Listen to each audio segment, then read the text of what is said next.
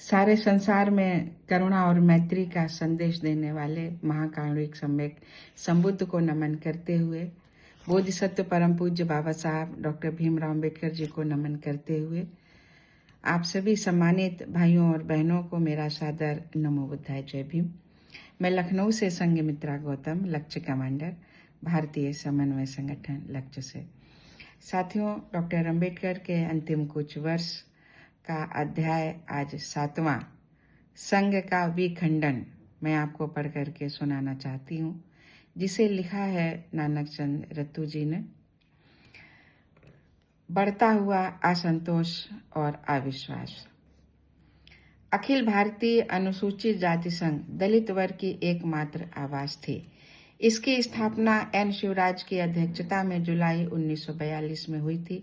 संघ ने अपने संस्थापक सदस्य बाबा साहेब डॉक्टर अम्बेडकर के सक्रिय नेतृत्व में दलित वर्गों के राजनीतिक अधिकारों के लिए जोरदार संघर्ष किया।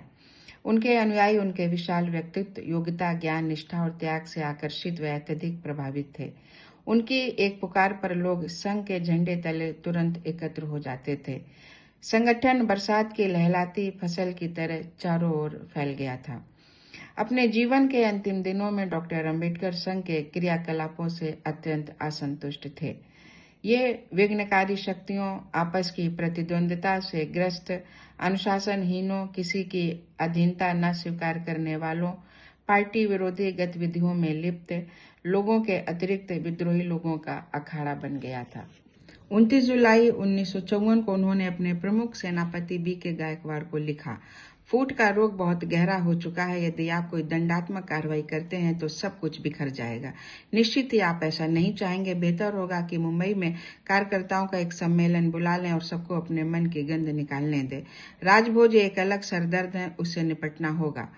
जनता पत्र दूसरी समस्या है। ये समूह का कागज भर हो गया है, जैसा कि विरोधी दल की शिकायत है। इससे भी निपटना होगा। भारी हृदय से उन्होंने दादा साहब गायकवाड़ को संकेत किया, मैं संघ का अध्यक्ष बनने का पक्षधर नहीं हूँ।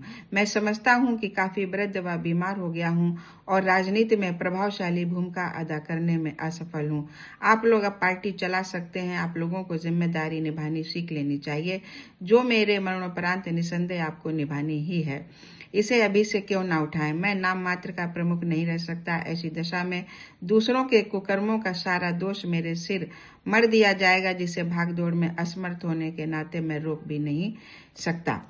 दादा साहब गायकवाड़ ने पिछले कुछ अवसरों पर अपना ये भय प्रकट किया था कि लोग उन्हें सामाजिक जीवन से बाहर कर देने का षड्यंत्र कर रहे हैं। डॉक्टर अम्बेडकर के लिए ये एक खबर थी। उन्होंने कहा, यह मुद्दा जो इस स्थिति तक पहुंच गया है, केवल शोक प्रकट करने का नहीं है, बल्कि अपने गिरेबान में झांकने का भी है। आप अभी भी पूरी तरह ये नहीं अनुभव कर रहे हैं कि व्यक्तिगत रूप से आपके विरुद्ध कितना असंतोष है। मेरे पास अनेक पत्र हैं जिनमें आप पर तरह तरह के आरोप लगाए गए हैं। इन पत्रों में जो कुछ है उसे पत्र में नहीं लिखा जा सकता। मैं आपसे अकेले में बात करने का समय चाहता था, पर आपने कभी भी मुझे इसका मौका ही नहीं दिया। जब भी मैं मुंबई में रहा, आप 1-2 मिनट के लिए मिलने आए और फिर तुरंत ही चले गए, कभी भी दोबारा न मिलने के लिए। इसके कई उचित कारण हो सकते हैं कि आप मुंबई में 1 मिनट से अधिक नहीं रुक सकते, जबकि पहले आप हफ्तों रुके रहते थे। कुल मिलाकर यथार्थ यही है कि हमारे मध्य संपर्क नहीं रहा। मुझे लग रहा है कि आप जानबूझकर टालते रहे। मैं क्या कर सकता हूँ? ऐसे आदमी के साथ मैं असहाय हूँ। डॉक्टर अम्बेडकर ने दादा साहब गायकवाड़ को कई बार मोर्चों पर गड़बड़ी फैलाने, संघ के पदाधिकारियों में फूट डालने और कार्यकर्ताओं के दिमाग में संदेह उत्पन्न करने के लिए जिम्मेदार ठहराया। डॉक्टर अम्बेडकर ने कहा, एक समय आपने स्वयं को महात्मा गायकवाड़ तक कहकर सम्मानित किया। अब महात्मा शब्द छोड़ दिया, क्योंकि आपके विरोध की धारा काफी बह चुकी है। पर मेरी राय में आपके अंदर 2 दोष हैं, जिनके बारे में मैं पहले भी बता चुका हूँ। प्रथम, आप कभी भी अपनी गलती स्वीकार नहीं करते। दूसरे, आप कभी पश्चाताप नहीं करते। आप स्वयं की व अपने मित्रों की सभी गतिविधियों को हमेशा सही ठहराते हैं। मैं आपको आपके भाई के बारे में बता चुका हूं कि वह किस प्रकार का व्यक्ति है। आप इसे मानते नहीं। आप हमेशा यही कहते हैं कि बराले हमें गलत सूचनाएं देते रहे हैं। ये बिल्कुल दोषपूर्ण है। मेषराम के रहते हुए मैंने ये सब बातें जानी। दुर्भाग्य से वो भी आपके भाई के क्रियाकलापों का सहभागी था।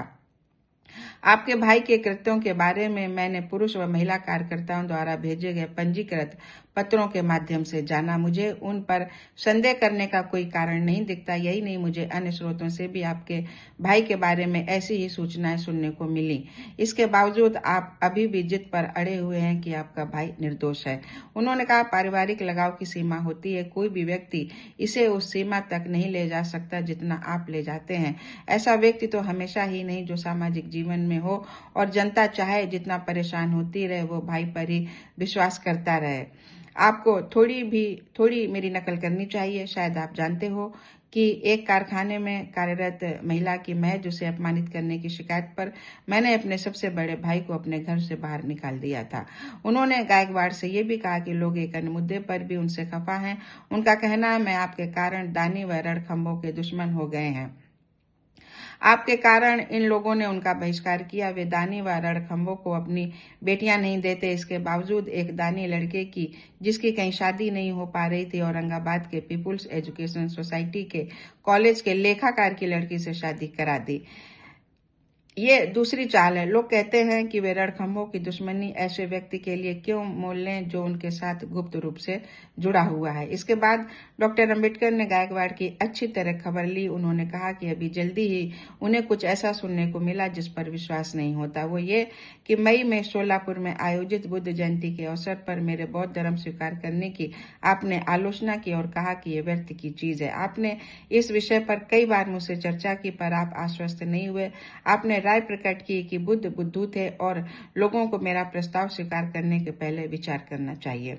हालांकि डॉक्टर अंबेडकर ने गायकवाड़ से कहा कि उन्हें जनता की प्रति चाहिए जिससे वह अपने इस आरोप की पुष्टि कर सकें, और ये भी कि उन्हें बहुत चिंता नहीं है और ये गायकवाड़ या अन्य लोगों के विरोध के बावजूद उनसे निर्वाह करते रहेंगे। लेकिन यदि आरोप सत्य है तो ये पीठ में छुरा घोंपना है, पर वे इसकी परवाह नहीं करते। जो व्यक्ति ऐसा विश्वासघाती हो उससे दोस्ती या सम्मान की क्या उम्मीद रखना।